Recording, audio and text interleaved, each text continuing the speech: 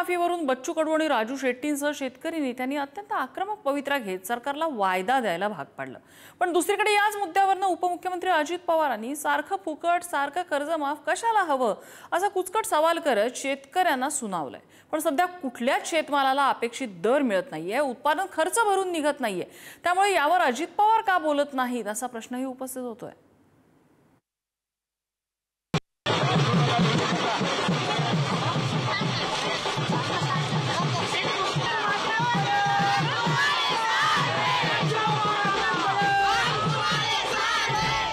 शून्य टक्केवारी पैसे दिल्यावर वेळच्या वेळेला पैसे फेडायची सवय लावतात, सारखं फुकटात असं नाही झालं। आता शेतकऱ्यांनी त्यांचे पुरे लोक पाडले पाहिजे। त्यांनी स्वतः या ठिकाणी परवा कर्जमाफीच्या विषयाकरता पुढाकार घेतला। शेतकऱ्याशी केलेली बेईमानी आहे आणि या बेईमानीचा बदला येणाऱ्या निवडणुकीमध्ये चुन के मतदार घेतील। देवाभाऊंचा वादा नाराज अजित दादा असा प्रश्न उपस्थित होतोय। बच्चू कडूंच्या आंदोलनानंतर मुख्यमंत्री देवेंद्र फडणवीसांनी 30 जून 2026 पूर्वी कर्जमाफी करू असं आश्वासन दिलं। मात्र लागलीच अजित पवारांनी मनातलं ओठांवर आणत शेतकऱ्यांनाच कडू गोळी दिली। सारखं फुकट सारखं माफ कशाला हवं असा सवाल करत जखमांवर मीठ सोडलंय। 0% व्याजदरानं कर्ज दिल्यावर ते वेळच्या वेळी फेडायची सवय लावाना। सारखं फुकटात सारखं माफ मग कसं व्हायचं असं नाही चालत।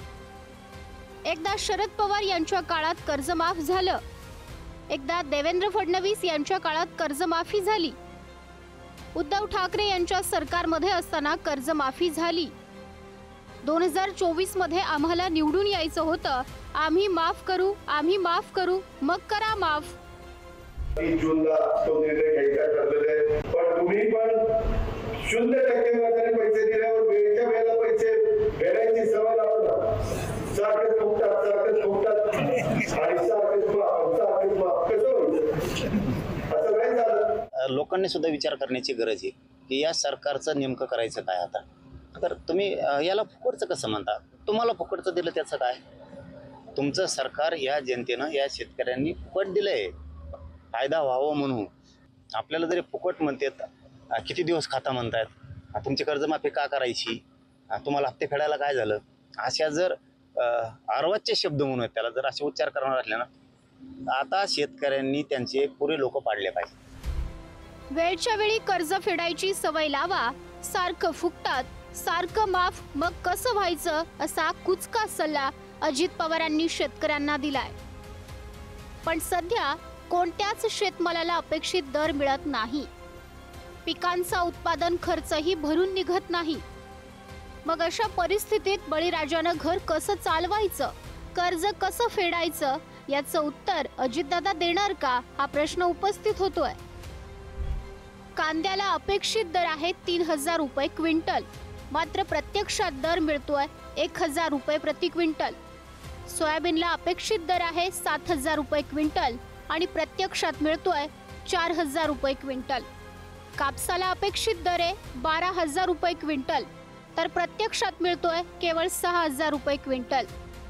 मका पिकासाठी अपेक्षित दर आहे 2500 रुपये क्विंटलचा, पण प्रत्यक्षात मिळतोय फक्त 1300 रुपये क्विंटल। गव्हासाठी 4000 रुपये क्विंटल अपेक्षित दर आहे, पण प्रत्यक्षात 2500 रुपये इतकाच क्विंटलचा दर मिळतोय। ऊसासाठी 4000 रुपये टन असा अपेक्षित दर आहे, पण प्रत्यक्षात 3000 रुपये टन इतकाच दर मिळतोय। मुख्यमंत्र्याची नामुष्की जर अजितदादा करत असेल तर तो त्यांचा अंतर्गत वाद। मुख्यमंत्र्यांना त्यांना तोंडावर पाडायचं असेल अजितदादाला, असं त्याचा अर्थ निघतो। म्हणजे एखादी घोषणा मुख्यमंत्र्यांनी केल्यानंतर उपमुख्यमंत्री जर असं बोलत असेल तर ते चुकीचं आहे, तर त्यांच्या अंतर्गत वादापोटी ते बोलले असेल। शेतकरी काही भीक मागत नाही, मान्य आहे मला अजितदादांचं की, पण त्यासाठी पहिल्यांदा सरकार म्हणून अजितदादांनी एक व्यवस्था करावी। या महाराष्ट्रातल्या एकाही शेतकऱ्यावर उत्पादन खर्चापेक्षा कमी किमतीमध्ये शेतीमाल विकण्याची वेळ येणार नाही अशा प्रकारची धोरणं तयार करावीत। आम्ही काय भिकारी नाही त्यांच्याकडे सारखं कर्जमाफी मागायला। विधानसभा निवडणुकीत महायुतीनं शेतकऱ्यांना कर्जमुक्तीचं आश्वासन दिलं होतं। या आश्वासनाला प्रतिसाद देत शेतकऱ्यांनी महायुतीच्या पदरात विजयाचं दान टाकलं। पण पुन्हा सत्तेत आल्यावर कर्जमाफीच्या आश्वासनाकडे कानाडोळा केला। अखेर बच्चू कडूंसह हजारो शेतकरी रस्त्यावर उतरल्यानं सरकार टाळ्यावर आलं। शेतकरी पुन्हा कर्जात जाऊ नये याकरता काही उपाययोजना सरकार करत आहे। दुसरं त्यांनी सांगितलं की आम्ही निवडणुकीचे आश्वासन दिलं होतं, पण हे नाही म्हटलं आम्ही पाळणार नाही। कुठेच त्यांच्या क्लिपमध्ये असं नाही आहे। त्यांनी स्वतः या ठिकाणी परवा कर्जमाफीच्या विषयाकरता पुढाकार घेतला। स्वतः एकनाथजी, अजितदादा, देवेंद्रजी आम्ही सर्व होतो आणि त्यांनी अजितदादांनी अत्यंत त्या ठिकाणी काळजीपूर्वक आपल्या या शेतकरी कर्जमाफीला समर्थन दिलं।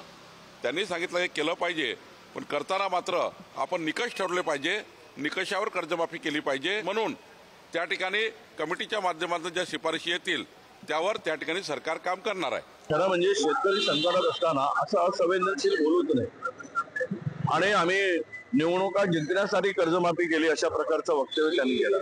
हे अत्यंत बेईमानीचं आहे असं मी मानतो।